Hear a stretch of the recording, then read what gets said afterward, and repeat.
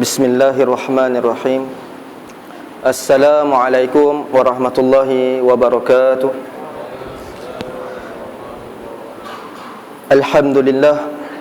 Alhamdulillahi rabbil alamin. Wassalatu wassalamu ala asyrafil anbiya'i wal mursalin wa ala alihi wa sahbihi ajma'in.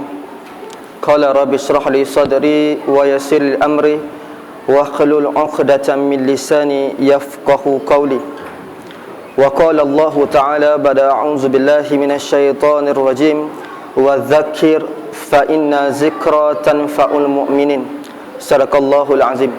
Wa qala Rasulullah sallallahu alaihi wasallam, taraktu fikum amrayn ma in tamassaktum bihima lan tadillu abada, kitaballah was sunnati. Amma ba'd. Alhamdulillah, syukur kepada Allah Subhanahu wa taala kerana masih lagi memberi keizinan kepada kita, masih lagi memberi ruang dan juga peluang kepada kita untuk sama-sama sampai, untuk sama-sama hadir dalam bulan Ramadan Al-Mubarak. Alhamdulillah. Terima kasih kepada ahli jawatan kuasa surau, seterusnya Tuan Imam, Tuan Bilal, ayah-ayah, ibu-ibu muslimin muslimat yang dirahmati Allah sekalian. Alhamdulillah, segala puji bagi Allah. Perkataan yang sentiasa kita ucap tiap-tiap hari. Cuma kita tak sedar sahaja yang kita ucap tiap-tiap hari segala puji bagi Allah. Waktu bila kita sebut segala puji bagi Allah? Betul ke Ustaz? Ya. Tiap kali kita sembahyang, kita sebut segala puji bagi Allah, Tuhan sekalian alam. Ketika mana kita sembahyang, kita baca Al-Fatihah. Makna kata tiap-tiap hari kita tidak pernah tinggal perkataan segala puji bagi Allah. Sebab itulah pada hari ini saya bawakan, saya sebut mula-mula perkataan segala puji bagi Allah. Sebab apa? Tiap-tiap ketika, tiap-tiap waktu, tiap-tiap saat kita menggunakan segala anugerah, kita menggunakan segala nikmat yang Allah berikan kepada kita tanpa henti. Tak pernah terhenti seketika, tak pernah terhenti sesaat sekalipun kita menggunakan nikmat Allah Subhanahu wa taala.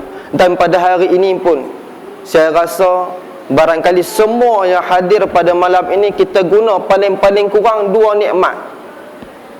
Tetapi dua nikmat ini yang ramai di kalangan manusia lupa, alpa dan leka, iaitu sabda Nabi sallallahu alaihi wasallam, ni'matani maghbuna kasirun minan nas, as-sihhatu wal faragh.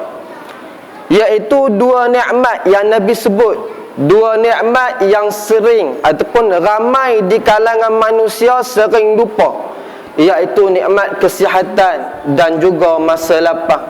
Alhamdulillah, kita punya doa, kita minta dengan Allah Subhanahu wa taala.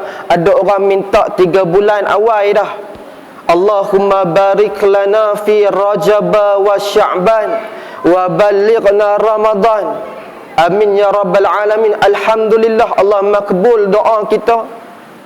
Hadir sampai dalam bulan Ramadan. Ya Allah, ya Tuhan kami, berkatilah hidup kami dalam bulan Rajab dan bulan Sya'ban, dan sampaikan kehidupan kami pada bulan Ramadan Al-Mubarak. Alhamdulillah, sampai kita dalam bulan Ramadan. Pertamanya tahniah kepada muslimin muslimat yang dirahmati Allah. Sebab apa? Masih lagi tersenarai, masih lagi berada dalam sekolah Ramadan, madrasah Ramadaniyah. Ada orang dia dah masuk dalam sekolah ni, madrasah ini, tarbiyah ini, tapi ramai juga di antara kita yang ambil keputusan nak keluar daripada sekolah. Yang sedangkan dalam bulan Ramadan ini Allah beri sebanyak mungkin pahala kepada kita. Allah beri sebanyak mungkin perkara-perkara yang boleh mengakibatkan pengakhiran hidup kita beroleh syariat ataupun beroleh syurga, beroleh segala kebaikan di perakhiran hidup kita. Tapi ramai di kalangan kita pada hari ini, ya Allah, kita minta dengan Allah lama, ada orang minta setahun. Tapi sampai-sampai je bulan Sya'ban, 30 hari bulan Sya'ban, Allah tarik nyawa dah, tak sempat. Tapi kita hari ini alhamdulillah, dah doa-doa dah makbul-makbul dah duduk pun dalam bulan Ramadan. Tapi sayang, ada orang ambil masa 3 jam nak habiskan dia punya iftar, nak habis berbuka puasa dia 3 jam. Maghrib tak semayang, isyak pun lah ni masih lagi tak semayang. Allahu Akbar.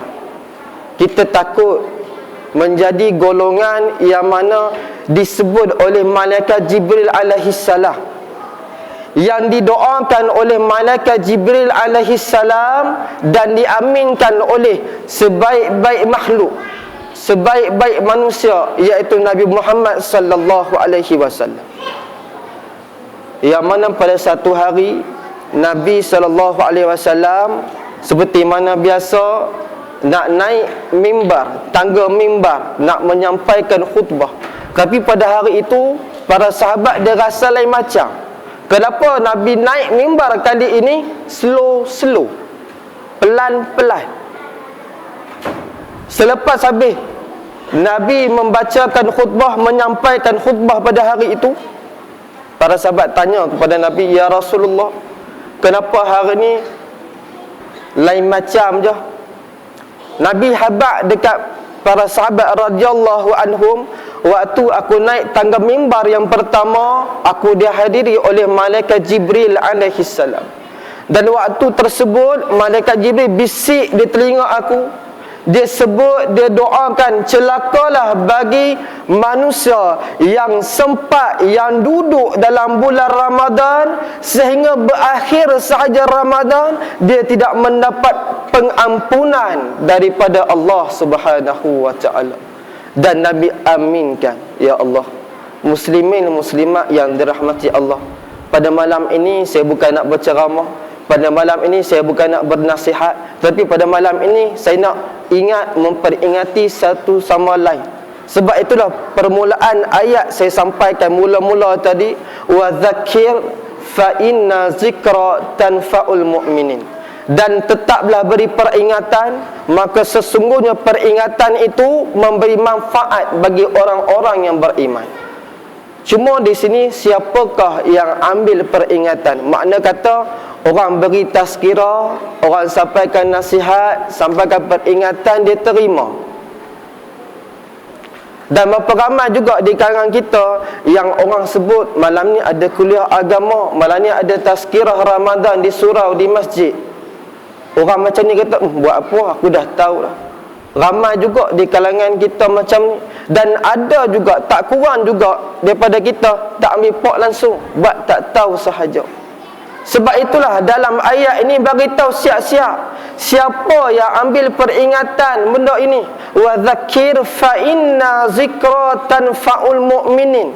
Maka sesungguhnya peringatan itu hanya beri manfaat kepada orang-orang yang beriman. Allahu Akbar. Siapakah orang beriman? Orang beriman inilah yang tergolong dalam golongan orang yang tak disebutkan oleh Nabi sallallahu alaihi wasallam dalam hadis saya sebut tadi, iaitu orang yang menerima peringatan. Dalam surah Al-As ada sebut, a'udzubillahi minasyaitonirrajim, bismillahirrahmanirrahim, wal 'asr innal insana lafi khusr illa allazina amanu wa 'amilus solihat wa tawasaw bil haqq wa tawasaw bis sabr. Sadaqallahul azim.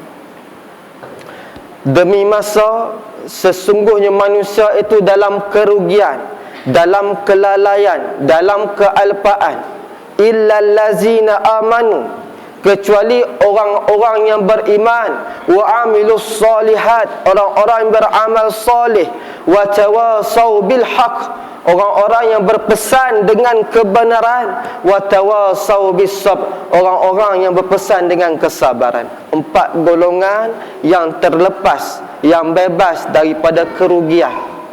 Jadi pada hari ini orang-orang yang dengar peringatan ini hanya 4 golongan ini. Dan paling-paling kurang 1 golongan, iaitu orang-orang yang beriman. Sebab itulah dalam kitab An-Nihayatu fil Fitan wal Malahim, kitab yang dikarang oleh Imam Ibn Kathir, disebut ada beberapa ayat Al-Quran. Di antaranya dalam surah Al-Anbiya ayat pertama, A'udzubillahi minasyaitonirrajim, Bismillahirrahmanirrahim, Iqtaraba linnasi hisabuhum wa hum fi ghaflatin mu'ridun. Semakin hampir, semakin dekat hari perhitungan amal mereka, sedangkan mereka masih lagi dalam keadaan lalai, masih lagi tidak menghiraukan persediaan untuk menghadapi hari perhitungan amal mereka. Sadaqallahul azim. Surah Al-Anbiya ayat pertama sebut semakin hampir, makna kata dekat, semakin dekat, semakin dekat, semakin berganjak umur kita, semakin dekat kita dengan yaumul qiyamah. Sebab tu Nabi sebut la taqumus saah hatta yataqarrabaz zaman, takkan berlakunya kiamat selagi mana masa tersebut menjadi singkat. 1 tahun ibarat dia sama seperti 1 bulan. 1 bulan seumpama 1 minggu. 1 minggu seumpama 1 hari. Dan 1 hari seumpama 1 jam. Dan 1 jam seumpama 1 kilatan api. Mana kata hidup kita hari ini semakin singkat, semakin singkat dan semakin singkat. Pejam celik kita dah nak hampir separuh Ramadan. Separuh. Mana kata kalau separuh ni, macam itulah juga jemaah kita hari ini. Mungkin mula-mula malam 10 Ramadan awal dulu, sampai kat pintu tu barangkali. Betul tak? Sampai ke pintu. Ada sampai? Ke tak sampai? InsyaAllah. Saya pergi tempat lain semua sampai. Sampai kat luar, tepi, kanan, kiri, belakang, semua penuh. Tapi bila mana masuk malam ke 11, 12, 13, dah plan kurang dah. Setengah. Macam itulah juga kita, makin nak habis Ramadan makin kurang, makin kurang. Tak tahu daripada dulu sampai lah macam tu. Kita pun kadang-kadang pasal apa je lagu ni. Kalau kita tengok di tempat-tempat yang lain, di tempat contohlah, saya boleh beri gambaran di Mesir dah. Saya duduk di sana 5 tahun. Saat dah duduk sana 5 tahun, 10 malam terakhir inilah yang makin ramai, makin ramai, makin ramai. Sampai tak cukup tanah mereka nak sembahyang. Sebab apa? Nak ligar, nak dapatkan ganjaran pahala Ramadan tersebut. Tapi kita 10 malam terakhir ni ramai di mana? Karnival Mahabbah. Betul, kat Karnival Mahabbah pun semain tarawih, betul tak? Rabbani tu kot. Siapa? Ustaz Aqil Hai tu kot. Mungkin boleh semain tarawih bersama, alhamdulillah. Tapi yang kita takut tu, yang ramai tak sembahyang tarawih tu. Yang sembahyang tarawih 2-3 orang je. Tok Imam, Tok Bilal, ada 2-3 orang. Yang lain semua pakat duk beli belah dan sebagainya. Tapi sebenarnya kita pada hari ini cukup rugi. Bukan apa, rugi sebab kita tak gunakan manfaat bulan Ramadan tersebut. Tak biar cakap banyak. Tiap-tiap hari Ustaz duk sebut cerita Ramadan. Ustaz kami dah tahu dah. Tiap-tiap hari, tiap-tiap tahun Ustaz cerita, mesti confirm keluar ayat ni. Antara dia, a'udzubillahi minasyaitonirrajim, ya ayyuhallazina amanu kutiba alaikumusiyam kama kutiba alal ladzina min qablikum la'allakum tattaqun. Dan satu lagi hadis Nabi SAW, man qama ramadana imanan wahtisaban ghufira lahu ma taqaddama min zambi. 2 hadis, adapun 1 ayat Al-Quran dan hadis Nabi SAW cerita kepada kita tentang kehebatan bulan Ramadan. Cuma malam ini saya nak bawa satu benda yang mungkin tempat sini tak ada kot masalah ni. Cuma di tempat lain bila saya pergi, di masjid mana-mana, di surau mana-mana, benda ni berlaku. Bukan seorang dua, malahan boleh kata ramai di kalangan kita terlepas pandang benda ni. Sedangkan kita duduk dalam bulan Ramadan ini adalah salah satu tempoh waktu untuk kita ubah diri kita. Yang pertama dia ialah perihal hablum minallah, iaitu hubungan kita dengan Allah Subhanahu wa taala. Ya, dalam bulan Ramadan ini saya rasa semua nak pulun beribadah kepada Allah. Cuma ada di antara kita terlepas pandang bab solat. Sebenarnya dalam kita sembahyang solat sunat tarawih tersebut terkandung berbagai-bagai hikmah. Antara dia ialah untuk mencapai kesempurnaan dalam solat.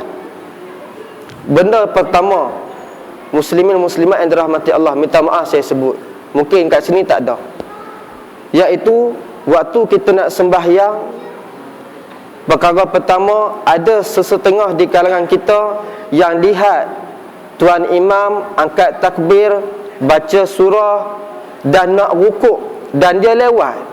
Dia masuk, dia nak kejar dapat rakaat tersebut tanpa menghiraukan rukun dalam solat. Antara dia berdiri tegak. Minta maaf saya sebut, saya tengok banyak.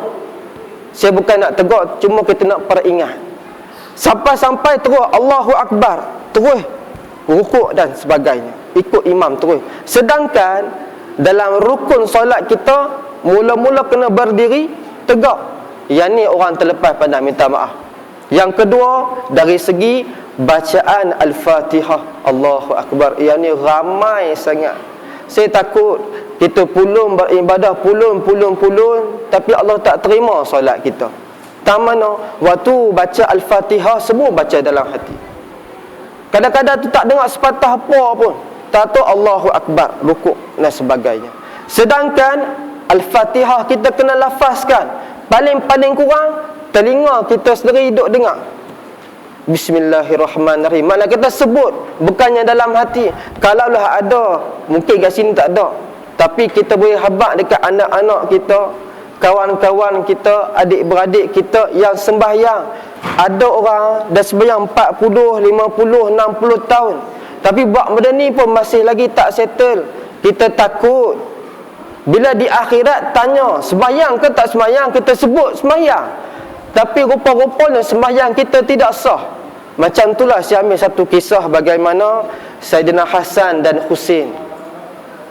Ada seorang pakcik tua yang dia ini ambil wuduk salah ambil wuduk dia. Apa yang Hasan dan Husin buat? Dia berlakon dua, nak tegak pakcik tua. Selagi tak pasal-pasal kena tempeleng. Macam mana dia buat? Dia berlakon. Yang Hasan ambil wuduk, yang Husin duk tengok.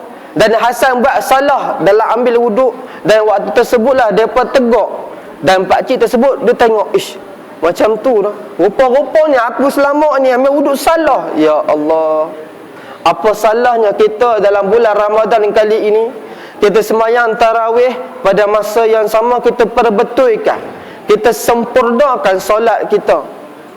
Paling kurang tiap-tiap hari kita sembahyang tarawih 8 rakaat. Susahkah kita nak buat tiap-tiap kali sembahyang tarawih tersebut kita latih diri kita? Kalau sebelum ini baca Al-Fatihah dalam hati, cuba kita lafazkan, bacakan. Sebab apa? Benda yang kita buat ibadah hari ini adalah rutin harian kita. Di sini saya nak tanya, agak-agaklah yang dalam surau ini, berapa ramai di kalangan kita yang memang dia hafal surah Al-Fatihah? Saya rasa majoriti kata tak pernah hafal pun. Tapi pasal apa ingat? Sebab kita baca tiap-tiap kali sembahyang. Daripada kecil sampai ke tua tak pernah hafal. Tapi ingat, sebab kita baca tiap-tiap kali sembahyang. Macam itulah juga tarbiyah kita dalam bulan Ramadan. Tiap-tiap kali rakaat dalam solat tarawih kita lafazkan. Baik, kemudian yang seterusnya iaitu bab tasyahud kita, bab tahiyat kita. Ada juga di antara kita bab syahadah, dia pun sembunyikan dalam hati juga, duk bisik dalam hati juga, tak lafazkan asyhadu an la ilaha illallah Muhammadar Rasulullah, sedangkan kena lafaz Allahu Akbar. Kita takut. Saya sebut hari ni, minta maaf, Kalau saya cakap ada yang terasa mungkin terkasar bahasa, saya sebut juga sebab apa? Inilah tempoh ataupun peluang kita untuk menyempurnakan solat kita. Kita tidak tahu bila lagi kita boleh sempurnakan solat kita. Tak ada siapa pun yang boleh jamin hari esok ataupun saat yang akan datang ini dia masih bernyawa. Allah sebut dah dalam surah Al-Munafiqun ayat akhir sekali. A'udzubillahi minasyaitonirrajim wa la yu'akhirallahu nafsan iza jaa ajaluha. Dan Allah tidak melambatkan, melewatkan tempoh ataupun kematian seseorang hamba itu apabila sampainya ajal mereka. Jadi pada hari ini yang tu pertama. Mungkin kalau nak kupas banyak lagi, panjang lebar lagi bab solat. Cuma yang tu yang paling ketara di antara kita yang terlepas pandang. Kemudian yang kedua, hablum minan nas, iaitu hubungan kita sesama makhluk, kawan-kawan kita, adik-beradik kita, jiran kita, kiri, kanan, depan, belakang. Allahu Akbar. Hari ini ramai yang mengeluh, ramai yang mengadu kepada ustaz-ustaz, pada alim ulama. Saya ni sembahyang Ustaz, beribadah tiap-tiap hari, tapi dalam saya beribadah payah nak dapat khusyuk. Payah sangat-sangat nak dapat kekhusyukan dalam solat. Payah sangat-sangat nak dapat ketenangan dalam beribadah. Pasal apa Ustaz? Pasal apa Tuan Guru? Bila kita tanya perkara tersebut, adakah kita pernah terfikir yang kita pernah buat salah dengan kawan-kawan kita, yang kita pernah buat salah dengan adik-beradik kita? Sebab apa? Ada di antara perkara yang menyebabkan doa kita tidak dimakbulkan oleh Allah Subhanahu wa taala, sebab ada orang tidak maafkan kita. Minta maaf saya sebut, ramai di kalangan kita dia boleh jaga hubungan dia dengan Allah, hablum minallah dia boleh jaga, tapi hablum minan nas dia kurang nak jaga. Mungkin dia rasa orang lain boleh maafkan dia ataupun tak pernah buat salah dengan orang. Sebab itulah ada satu ketika dalam satu majlis ilmu dihadiri oleh para sahabat, tiba-tiba bangun sepulan bersepulan, dan Nabi sebut yang dia ni adalah salah seorang ahli syurga. Dan ada seorang sahabat yang tak rasa tak puas hati. Pasal apa Nabi sebut dia seorang? Pasal apa Nabi tak sebut semua orang? Jadi dia ambil keputusan nak tahu apa yang dia buat. Bila dia kaji, bila dia pergi ke rumah sahabat ini, dia dapat tahu dia buat satu perkara sahaja. Tiap-tiap hari sebelum nak tidur, sebelum nak lena, dia maafkan kesalahan orang yang buat dengan dia, dan dia minta dekat Allah Subhanahu wa taala supaya orang lain maafkan dia juga. Yang tu saja dia buat. Nabi sebut dia ni salah seorang ahli syurga.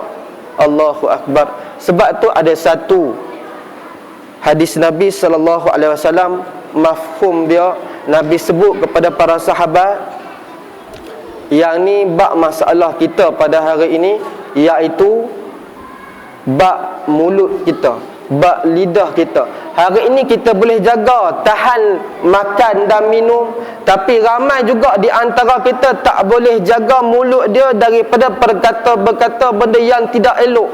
Contoh dia mengumpat, mencaci maki orang, duk mengata orang. Dan sabda Nabi SAW, Nabi sebut sesungguhnya dosa orang mengumpat lebih dahsyat daripada orang yang berzina. Terkejut para sahabat dengar.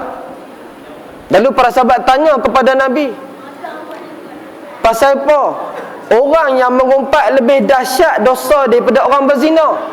Nabi sebut balik, ada kalanya orang yang berzina dia bertaubat, dia minta maaf, dia taubat nasuha, minta dengan Allah, dan Allah perkenankan taubat dia, Allah ampunkan dia, habis, settle, tak ada masalah.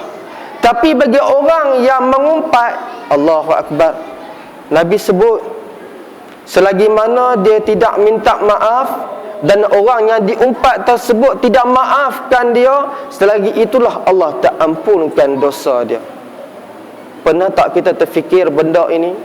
Kenapakah aku beribadah, solat tahajud, berqiyamul lail, tapi tak pernah rasa khusyuk, tak pernah rasa tenang. Pasal apa? Mungkin ada di antara kita yang masih lagi tak settle dengan kawan-kawan dia, tak settle lagi dengan adik-beradik dia yang ada masalah hati dan ada masalah sebegini. Sebab itulah Nabi SAW sebut juga pada para sahabat, tahukah kamu golongan orang yang muflis? Dan para sahabat sebut apa? Orang yang muflis ini ya Rasulullah, orang yang tak ada harta, orang yang tak ada duit, orang yang banyak hutang. Nabi sebut sebenarnya orang yang muflis adalah orang yang sembahyang, orang yang beribadah kepada Allah, orang yang berzikir, orang yang baca Al-Quran, tapi pada masa yang sama lidah dia mengata orang, lidah dia mencaci maki orang, lidah dia menyakiti hati dan perasaan orang lain. Dan pada hari akhirat nanti, segala pahala yang dia ada akan dipindahkan satu persatu kepada orang yang dia umpat, pada orang yang dia caci, kepada orang yang disakiti hati mereka, sehingga habis pahala. Dan bila habis pahala tersebut, mereka akan dihumbankan ke dalam neraka Allah. Na'udzubillah min zalik. Dan untuk penutup pada hari ini, muslimin muslimat yang dirahmati Allah, ada orang yang dia rasa dia tak buat salah pun. Ada orang dia rasa, ya Allah, selama aku hidup ni, semua aku buat benda yang disuruh oleh Allah, yang Allah larang, semua aku tinggal. Terjadi kepada salah seorang alim, orang soleh, nama dia Khalid Ar-Rabi'. Pernah terjadi kepada dia, bila mana dia masuk dalam satu masjid, tiba-tiba dalam masjid tersebut ada 2-3 orang manusia tengah mengumpat. Dia tengah mencaci seorang kawan lagi. Dan Khalid Ar-Rabi' sebut kepada mereka, jangan mengumpat. Dan mereka senyap, aku terus tak mengumpat. Tapi selepas tersebut, dia sembahyang sunat, dah settle sembahyang sunat, dia dengar semula yang mereka 3 orang ni tadi duk mengumpat semula. Tapi waktu tu Khalid Ar-Rabi' ni dia tak kata apa, tak larang pun, tak kata tidak pun, dia senyap dah. Bila dia balik ke rumah pada malam hari, waktu dia tidur, dia bermimpi. Dalam mimpi tersebut datang hadir seorang lelaki yang bertumbuh tinggi lampai dan wajah dia gelap. Dia bawa satu pinggan, yang dalam pinggan tersebut adanya sepotong daging khinzir. Dan dia suruh kepada Khalid Ar-Rabi'. Dalam waktu tersebut Khalid tolak dengan baik. Dia kata, aku orang Islam, dalam Islam mengharamkan daging khinzir. Selepas itu dengan kasar, yang lelaki ni tadi tolak sehingga terkena di bibir Khalid. Dan waktu tersebut terus lelaki ni kata apa? Khalid, sesungguhnya engkau dah makan daging lebih busuk, lebih jijik daripada daging ini. Dan waktu tersebut baru dia tersedar. Allahu Akbar. Mula-mula dia tegur yang kawan tadi mengumpat, tapi kali kedua lepas dia sembahyang, dia dengar lagi sekali dia mengumpat, tapi dia tak tegur. Disebabkan mimpi tersebut 40 hari 40 malam tak makan, teringat kat mimpi tersebut. Ini cerita orang alim, orang soleh yang dekat dengan Allah, hadir ilham dalam mimpi. Yang kita hari ini mungkin barangkali pernah terguris hati perasaan kawan kita, ataupun kita dengar umpat-umpatan ataupun dan sebagainya, menyebabkan kita orang tak maafkan kita. Jadi dalam bulan Ramadan yang sungguh mulia ini, di samping kita perlu beribadah, kita cuba memperbaiki akhlak, ataupun cuba kita bermohon maafan dengan kawan-kawan kita. Jangan tunggu nak sampai Syawal baru nak minta maaf. Lah ni pun dah kena minta maaf awal-awal. Jadi muslimin muslimat yang dirahmati Allah, sekadar itu perkongsian ilmu pada malam ini sebagai satu semangat kepada kita untuk terus beribadah kepada Allah dalam bulan Ramadan ini. Jangan kita abaikan hak-hak orang lain. Jangan kita anggap bahawa dalam kehidupan kita hanya kita sahaja. Bahkan sebenarnya di sekeliling kita ada orang yang memerlukan kita dan kita perlukan kepada mereka. Wallahu alam, apa yang baik datang daripada Allah dan buruk tersebut daripada penyampaian saya pada malam ini. Moga-moga kita mendapat keberkatan dalam pertemuan pada malam ini, insya-Allah. A'udzubillahi minasyaitonirrajim. Bismillahirrahmanirrahim. Alhamdulillahirabbil alamin wassalatu wassalamu ala asyrafil anbiya'i wal mursalin wa ala alihi wa sahbihi ajma'in. Allahumma ghafir lana dzunubana wa liwalidina warhamhuma kama rabbawna sirara wal jami'i muslimina wal muslimat wal mu'minina wal mu'minat al ahya'i minhum wal amwat birahmatika ya arhamar rahimin. Allahumma inna nas'aluka ridhaka wal jannah wa na'udzubika min sakhatika wan nar. Allahumma innaka afuwun karim tuhibbu afwa fa'fu 'anna wa an walidina wa an jami'il muslimina wal muslimat wal mu'minina wal mu'minat al ahya'i minhum wal amwat birahmatika ya arhamar rahimin. Allahumma aftah 'alaina abwabal khair wa abwabal ni'mah wa abwabal barakah wa abwabal rizq wa abwabal jannah ya karim birahmatika ya arhamar rahimin. Allahumma ja'alna jam'ana hadza jam'an marhuma wa tafarruqna min ba'dihi tafarruqan ma'suma. Rabbana atina fid dunya hasanah wa fil akhirati hasanah wa qina azaban nar. Wa sallallahu ala sayyidina Muhammad wa ala alihi wa sahbihi wa barik wa salam. Bifadlika subhana rabbika rabbil izzati amma yasifun wa salamun alal mursalin walhamdulillahi rabbil alamin. Taqabbalallahu minkum. InsyaAllah ada satu pemberitahuan dan juga iklan khusus kepada muslimat. Mungkin yang ada berminat untuk dapatkan stocking daripada Mesir yang confirm dia punya tebal, saya ada bawa malam ni. InsyaAllah lepas habis kita semayang boleh jumpa, dan kepada muslimin juga boleh beli hadiah kat orang perempuan. Minta maaf saya sebut di mana-mana masjid saya sebut benda ni. Orang perempuan kita kadang-kadang dia tak rasa bahawa kaki ataupun tangan dia, ada orang pakai baju lengan pendek lah, yang ni nampak. Adakah ni aurat? Bukan aurat bagi perempuan, aurat. Jadi insya-Allah saya ada bawa juga sarung tangan, harga RM5 dan stocking RM10. Boleh kita hadiahkan kepada orang perempuan kita, anak-anak perempuan kita, dan insya-Allah kita boleh sambil-sambil beramal mudah-mudahan. Wallahu alam bissawab. Assalamualaikum warahmatullahi wabarakatuh. Bismillah.